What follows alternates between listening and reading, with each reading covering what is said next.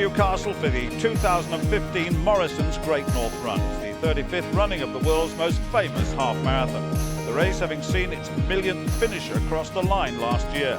Mo Farah is back to defend his title, fresh from regaining his 5 and 10,000 metre titles at the World Championships in Beijing. I'm joined in the commentary box by Tim Hutchings.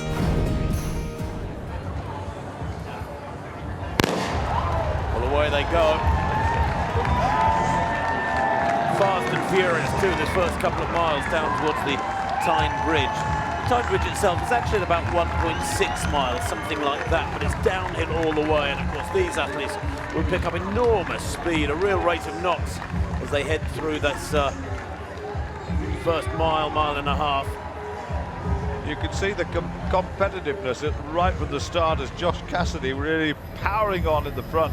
Away and well, along with David Weir, you can see them side by side there, right at the head of that group, followed by Simon Lawson, of course. But you can tell the difference in the capabilities of these wheelchair athletes, because all of a sudden they're well spread out. We'll have a little look at the course map before the wheelchairs get underway, but it starts just beyond Grandstand Road, and you can see the high and low points there. They come up to the Tyne Bridge just before 2 miles.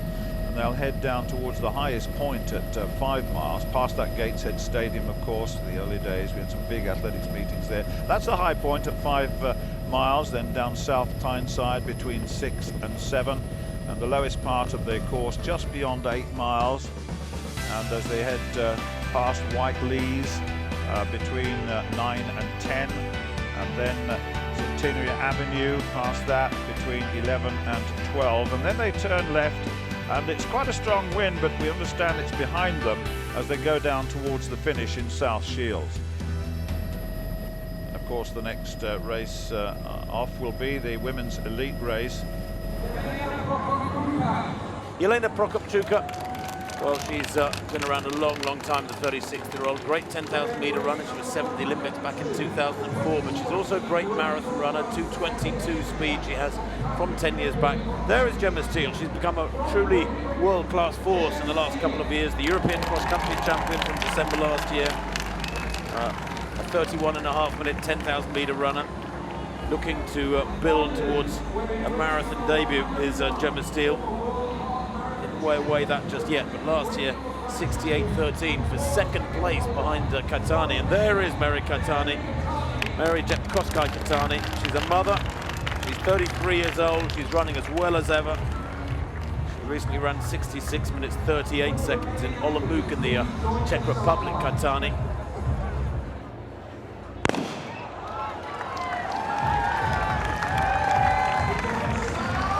Katani, ironically, virtually the slightest in build, one of the very smallest there. Adriana Nelson to the left of the picture in the all-pink strip, former Romanian now. She was Adriana Patea. And she, the athlete I was mentioning earlier, who was winning the Chicago Marathon back in 2006, I think it was, and was coming towards the line and celebrating, high-fiving with the crowds, and about 50 yards from the line, Adere of Ethiopia passed her, but about 30 metres to her right. She didn't even know she was there. Adere was almost like in a different race and was breezing past with a big sprint over on the far side. Well, Patea was celebrating perhaps prematurely what she thought was a victory.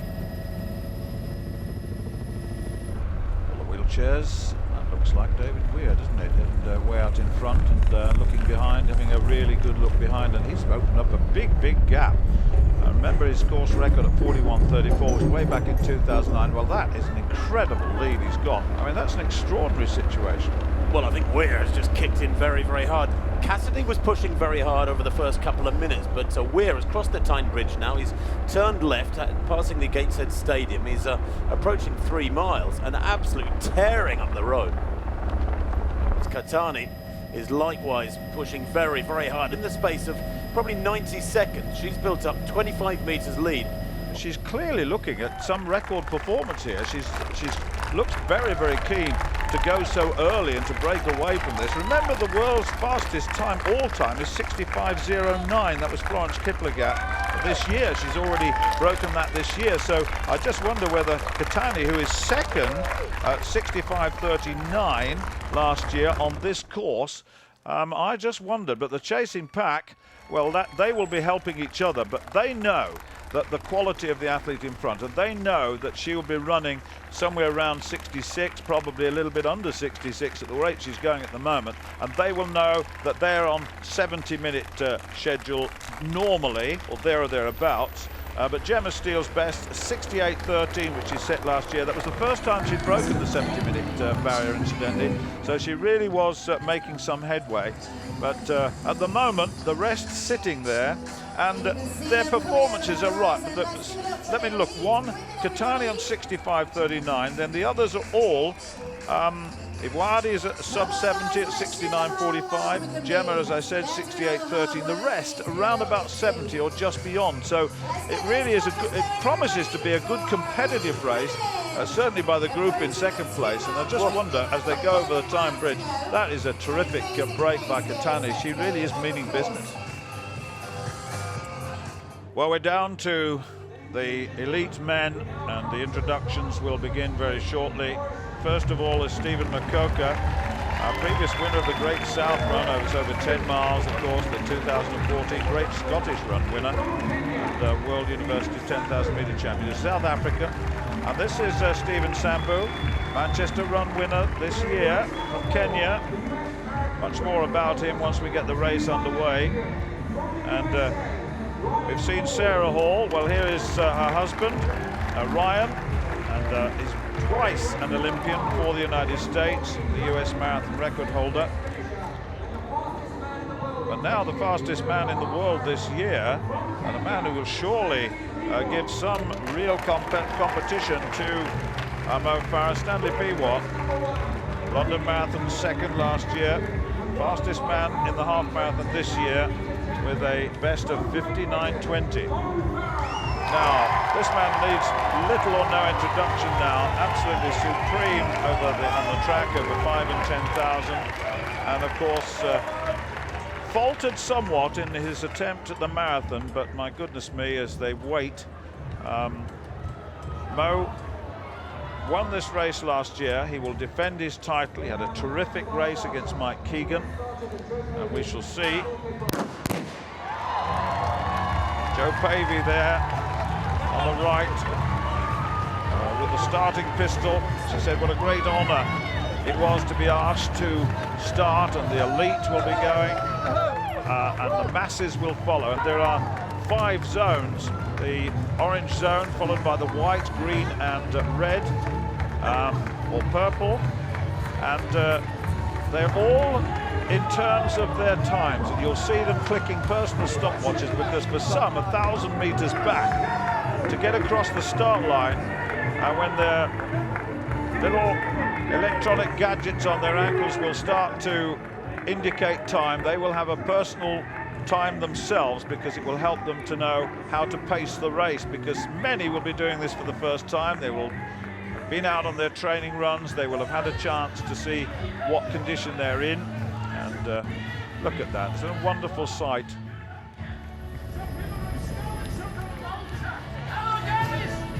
The Gateshead Stadium there, around about 3 miles, and of course in the early days some very big athletics meetings held there, but certainly the women, well, the gap is, I reckon it's about 300 metres, Stuart. It's very big, isn't it? It's about a minute, and they've been running for just over 15 minutes. Tyne with that little cocked head of hers, the head just leans to the right a little bit. There's always that furrowed brow, deep in concentration. She's chosen not to go with the dark glasses look. Keeps it very, very simple. Now there's 3 miles for Tyne in about 15:31, and that is incredibly quick. That puts her on, certainly on the schedule for what would be a world best, but for the downhill drop of this course. But there we go, there's the leading group, and that looks very much like Mo Farah in the lead, followed by Stephen Sambu in the all purple. and Coker looks as though he's dropped back into third place at the moment. 4:40 for that last mile. So it's gradually building, this race.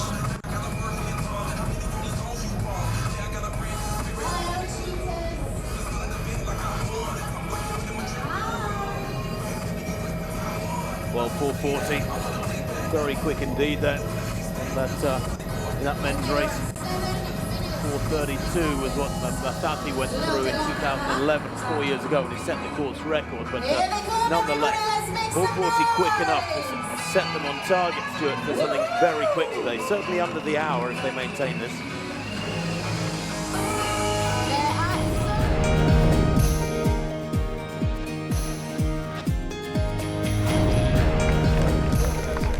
Gemma Steele has got away from Prokopchuka, the Latvian, in her 6th appearance in the Great North Run. We haven't mentioned that before. She's been here many times, knows the course very well. But Gemma in second position here, a little glance behind. She knows now she's on her own, and the only target is to see how much she can make up on Mary Tyne, who really after the first mile just put down the pedal and went away. But Gemma's become a good judge of pace in these races, and she now realizes that with this young woman moving very, very strongly ahead, that if she's going to get near or under 70 minutes for this half marathon course, then she's got to really chase hard and make up some real headway. Here is David Weir coming through in this wheelchair race and looking so strong. 42.25 on the clock. We're pouring it on now. His personal best, 41.34, goes back to 2009. But this has been an utterly dominant push from David Weir, the 36-year-old. 6 times the London Marathon winner. Once again, the Great North Run winner. Morrisons' Great North Run winner. And in splendid isolation, Stuart, in many ways the best way to win a race. Supreme on this day. You know, when you look at the men here and you look at pace and you look at what is likely to happen in a close finish, then you've got to look at Mo Farah's range. I mean, a 26.46.57, 10,000. 12.53, 5,000. And remember, the most emphatic and most incredible performance was his 3 minutes 28.81 in the 1,500 meters in Monaco. And that was a couple of seasons ago. The 3:28.93 this year behind Asbel Kiprop. I mean, that is very, very quick. I mean, it takes away the record set by the Steve Krams and Seb Coes of this world and Steve Ovett. And when you consider he's got the full range, that's what makes him so dangerous. Well, this is Shelley Woods coming in to win the women's wheelchair race. Once again, she defended her title well. That's another good performance by the defending champion. Silvers from the last 2 Paralympics, 6 times winner of the Great North Run. That makes it 7. Absolutely superb. Keegan now. Makoka to the right of picture, remember, he was the early leader with that rolling, bouncing style of his, but Keegan has kicked in hard here, Stuart. There's no doubt about that. He's really surging here. That group was looking very comfortable. About 5 minutes ago, you could have thrown a blanket over the top 6 or 7. Keegan now has kicked in very hard with, what, 25, 26 minutes on the clock, nearly 28 now. Mo Farah just accelerates, steps up his speed, moves to 6 miles in, what, about 27.52. So they're on schedule for something probably just under 60 minutes at the moment.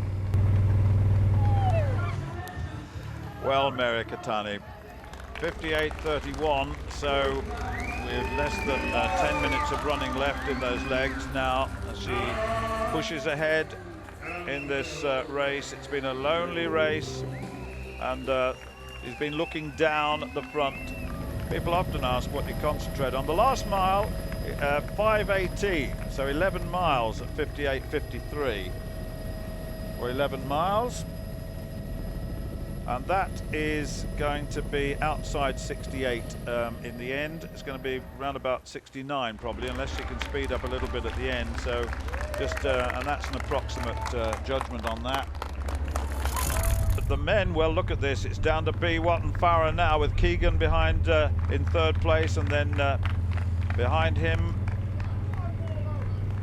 Sambu. Well, Sambu's dropped off the back. That's Makoka now in fourth place, the yellow top.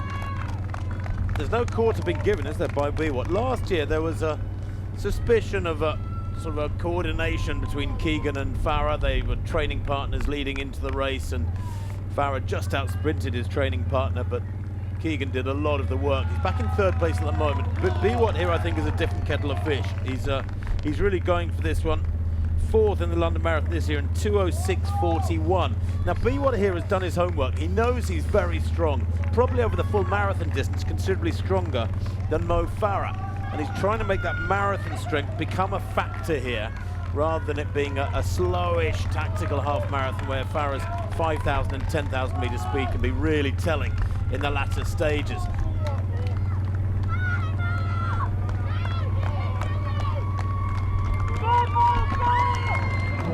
Well, Tyne, this is a viciously undulating course. It really does punish you if you're not on top of your game. But she has been on top of her game here today. Tyne, former world record holder, who desperately wants to get that world record back at the half marathon on a record legitimate course. But here today, in the 2015 Morrisons Great North Run, she is the supreme champion. She's won by a long, long way, hundreds of meters of empty road behind her.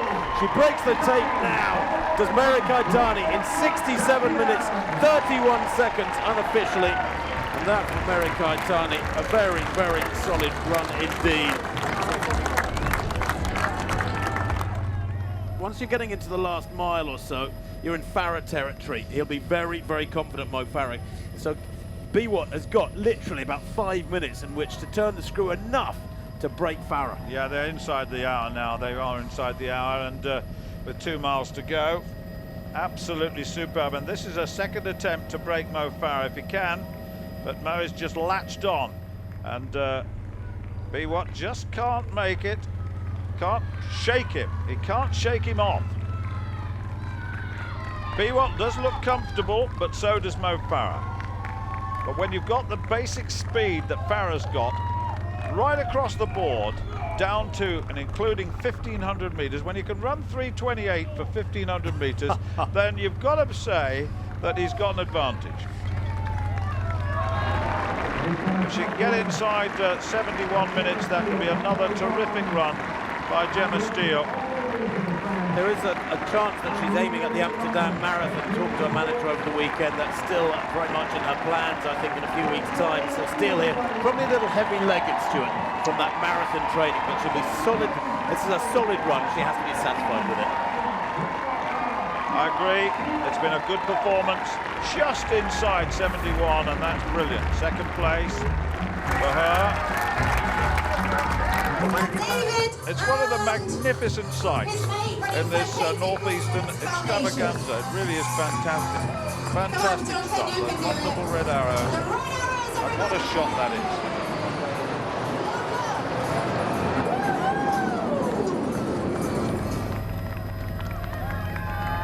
One thing we forget, of course, is that Mo ran that European record for the half marathon back in February, 59:32. So it's not like Mo is vulnerable at the half marathon or inexperienced.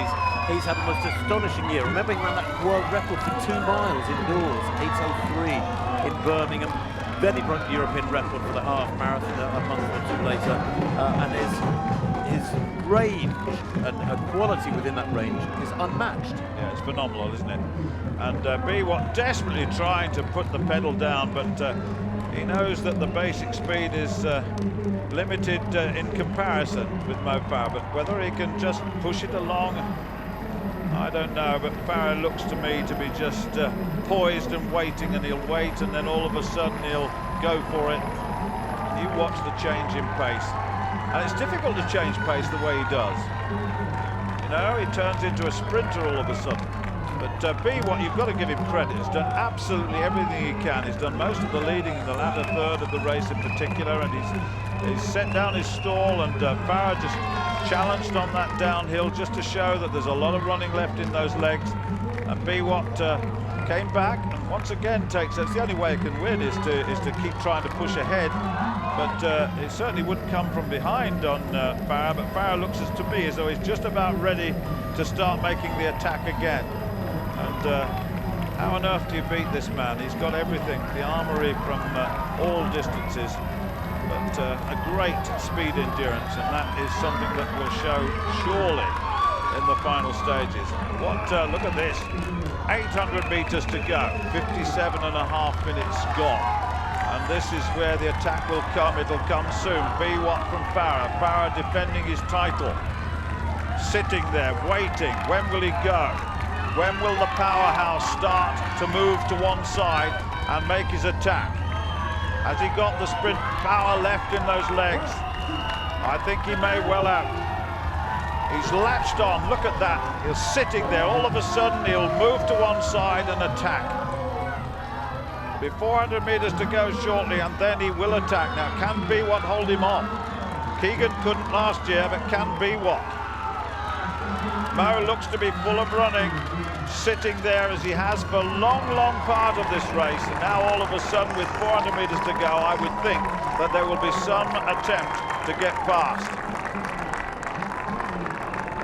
Keegan back in third place in the distance there, but probably 150 metres, probably 20 seconds or so down on this pair, Stuart. 400 metres to run. They've just heard the bell in effect on a stadium track. Mo Farah. It's all so ominous. Here he goes, and here goes the sprint finish at the end. My goodness me, B-Watt's not going to let him go, is he? He's going to fight him all the way. And as they approach the finish, who's got the sprint finish? Is it Mo Farah, or is it Stanley B-Watt? The two together. Look at this for a finish. B-Watt's not beaten yet, but Farah looks to have greater leg speed now and starts to hit the road hard. And there he goes. Mo Farah's away once again from Stanley B-Watt. Watch the clock. Farah's personal best, 59.32, and all of a sudden he's in full flight again. He's switched from a distance runner to a sprinter in just such a short space of time, and he's won this race by 5 or 6 metres, and it's going to be a new personal best or thereabouts for Mo Farah from Stanley B-Watt. It was a wonderful way to defend your title, and Mo has had to run quicker than he's run before to beat Stanley B-Watt, who came here as the fastest man with 59.20, but a great performance by the double world champion. 59.22, perhaps, just about, and then 59.23 or thereabouts for Stanley B-Watt. Well, there it is, Mo Farah, 59.23, and Stanley B-Watt, 59.24. Certainly a personal best required of Mo Farah to hold off Stanley B-Watt. And second placer last year, Mike Keegan of Kenya, in third place, just outside the hour. I didn't expect this. I thought it was going to be a lot easier now. I was thinking, Mike Keegan last year gave me a good run. I was thinking it's going to be him and a few others, but Stanley B-Watt is a class athlete, and he definitely pushed me today. Tyne, that's 67.32. Gemma Steele, 71 minutes exactly. Prokopchuka doing well to get onto the rostrum there. The 36-year-old athlete, 71.52. But America Tyne, well, that really was a display of utter dominance. I want to say I'm happy and ready again, maybe to come next year again to Great Northern, because I like the city and also I like the fans, and I want to say thank you. In the men's wheelchair race, won very impressively by David Weir, 42.46 by nearly 2 minutes there. David Weir, Simon Lawson making it a British 1-2 ahead of Josh Cassidy's third place for Canada. I had a bit of a problem in the first 3 or 4 miles. I had a bit of a stomach cramp, so I don't know why they come on, but I sort of had a second wind and then sort of picked it up again. So I think that's where I lost a minute, I think I could have broke the course record today. And there was a slight headwind as well, but yeah, I gave it my best shot, and yeah, it was a fun race and fast. Shelley Woods of Great Britain then winning the women's wheelchair race, 53.38, and Amanda McGrory, 53.49 in second. Van der Broek of the Netherlands, 53.58 in third. This was my hardest Great North run, and it's the hardest race I've had in a long time. It was good. I'm pleased with the result. It was fantastic, but I had to work so hard for that. Mo Farah defended his title successfully under great pressure in the end. What an outstanding year he's had. Mirja Kitani defended her title too. And David Weir won his 6th wheelchair title in dominant form. Shelley Woods retained her title in winning her wheelchair race for the 7th time. Next up for us is a busy autumn series of road races, starting in Glasgow with the Great Scottish Run. But don't forget, keep up to date on our website, greatrun.org. Till then, it's goodbye.